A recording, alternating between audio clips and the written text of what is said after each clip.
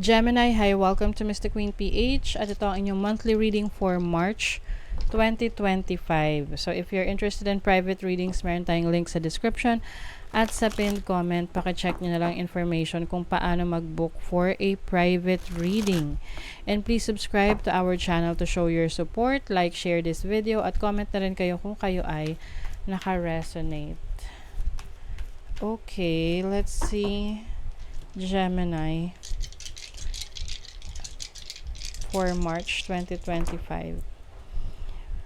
You have the 10th house, which is your career, your reputation, your business.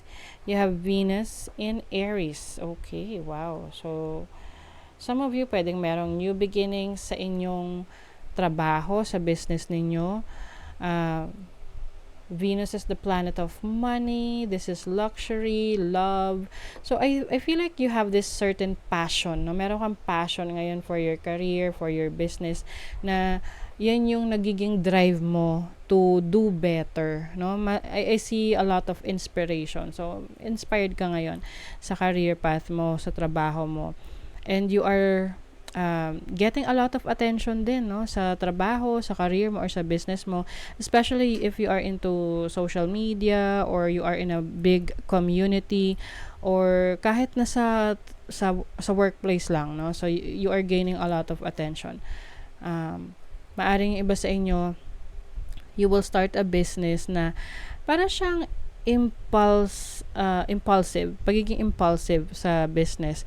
But you have to be careful kasi syempre pagpasok sa negosyo, hindi lang naman yan basta-basta na lang na para ka lang bibili ng ng suka sa tindahan. Kailangan mo yang aralin. So if you are willing to do the work, to do your homework, mag-research, then I see success for you in your career or in your business. Yung iba sa inyo pagdating sa career, merong promotion. So, pwedeng merong pagtaas ng inyong sweldo, taas ng inyong posisyon sa trabaho, or maaring nakikitaan ka ng ng potential sa trabaho mo. Na that's why parang somehow piniprepare ka nila for a certain position. Okay? You also have Hagalas. So, some of you might also experience some crisis or challenge ngayong March. Can be challenge sa career mo, sa business mo. But ang importante kasi doon is buo yung loob mo. Andun yung passion mo. Kasi kahit na may challenge kang kaharapin sa career, sa business mo, kung yun yung passion mo, walang makakapigil sa'yo diba? Oo, walang makakapigil. You will always have that drive, that grit, that inspiration. So, meron din ditong Turizas. Turizas is about protection. So, you are divinely protected. Maaring mga ancestors mo nandyan to protect you, and even ikaw mismo, no? So some of you might be practicing yung mga protection rituals or prayers, ganyan. Yes, protection mo sarili mo kasi maaring may mga tao sa paligid mo na nakamasid sa nangyayari sa buhay mo. And some of them might be sending negative energies, okay? Like naiinggit or kine-question yung success mo, 'di ba? So protect your energies. Let's see what else. Descendant invitation. This is about your partnership, relationship with others. So pwedeng if you are single, pwedeng merong magta-try to get to know you, or you will be invited to gatherings or yung mga events na kung saan meron kang makikilala na pwedeng ito ay maging significant sa buhay mo, especially in your career or in your business. You also have series, which is taking care of yourself, nurturing yourself. So, some of you, Gemini, nakafocus kayo sa future nyo. Nakafocus kayo sa destiny ninyo. Kumbaga, you are keeping your eye on the prize. Meron kang goal. Meron kang gustong marating. At ngayon, no, nagne-network ka, kinakausap mo yung mga tao na tutulong sa'yo. You are meeting people that will lead you to your destiny. Okay, let's see what else. What is your overall energy for March? Apprentice of Swords. You are learning. You are very curious. This is communication. This is thoughts, knowledge. So, maaaring iba, may mga pag-aaralan kayo or training na gagawin ngayong March that will help you improve your knowledge and your skills na makakatulong yan sa ipupurso mo sa buhay, lalo na sa career mo. This is your challenge, Elder of Pentacles. Some of you maaaring magkaroon ng challenging situation with your boss or someone in authority sa career, sa business.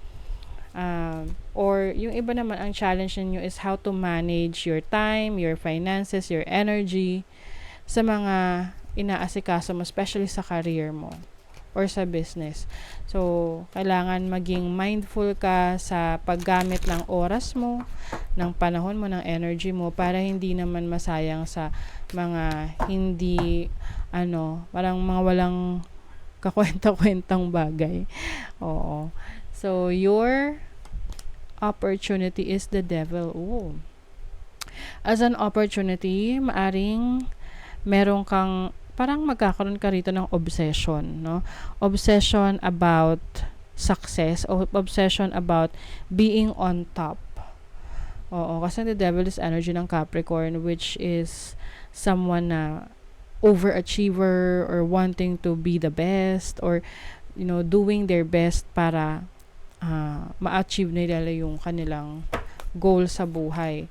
So, as an opportunity as well, maaring ito rin yung knowledge mo na may mga unhealthy habits ka na kailangan ng tigilan.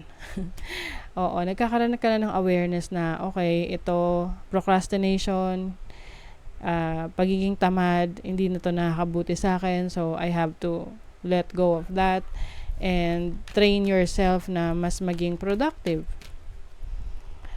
And then your focus is the Wheel of Fortune. Ang focus mo is to keep moving forward. Ang focus mo is to have a better situation. Can be sa relationship mo, sa career mo.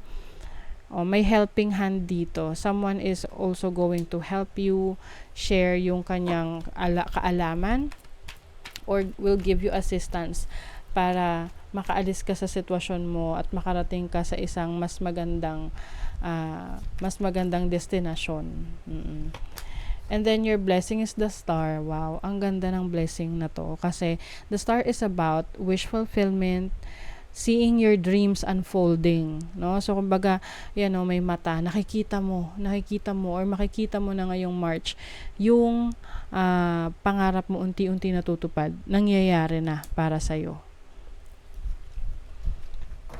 This is also about healing. So, kung kayo ay nagkasakit or merong can be healing from your past, that's also your blessing. You are moving on, you are moving forward, nag-heal ka na from your past situation. Advice from a friend. So, maaring meron ka marireceive na advice galing sa kaibigan mo na magiging, part ng decision making mo. Siyempre, kahit anong advice ng iba, at the end of the day, ikaw yung magde-decide para sa sarili mo. Take care, enemies are working against you. Nako. Kaya nga you need protection, 'di ba? Like what I mentioned kanina, Turisas is about protecting yourself, protecting your energies. Mag-ingat ka rin sa mga taong pagkakatiwalaan mo. Wow. You have money path. A path with money is waiting for you to find it. Hinihintay ka raw, kaya halangan mo na mag-take ng action dyan. So, some of you, this can be a business na maiisip mo or actually you are on it, no? Ginagawa mo na siya. Kumbaga, kailangan mo na lang ng consistency para makuha mo, marating mo yung dulo ng path na yan. Obstacles to overcome, yes. So, merong mga challenges, obstacles na malalagpasan mo ngayong March. So, don't you worry. Okay? You are protected. So, that is your reading, Gemini. Thank you so much. See you again.